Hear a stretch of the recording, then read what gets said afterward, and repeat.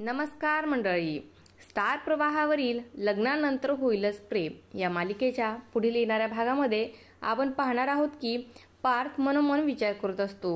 यांना बहुतेक कार आवडत नसावी, मग यांना बाईकवर ड्रॉप केलेलं आवडेल आणि तो बाईक घेऊन तिची वाट पाहतो आणि बोलतो, चला तुम्हाला बाईकवर सोडतो मी।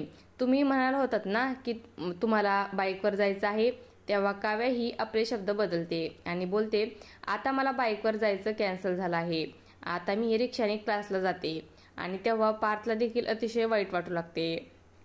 त्यानंतर आपण पाहतो जीवा हा नंदिनीची माफी मागतो आणि बोलतो, आय एम सॉरी। तेव्हा नंदिनी बोलते, तुमची काही चूक नाही ना, मग तुम्ही कशाला सॉरी म्हणताय?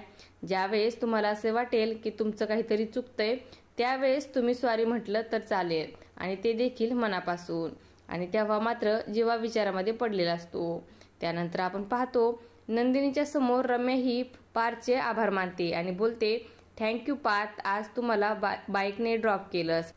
आता नंदिनी पार्थचं आणि काव्याचं हे बोलणं ऐकल्यानंतर नंदिनीला काव्याचा फारच राग येत असतो आणि ती काव्याला बोलते, तुझं हे काय सुरू आहे?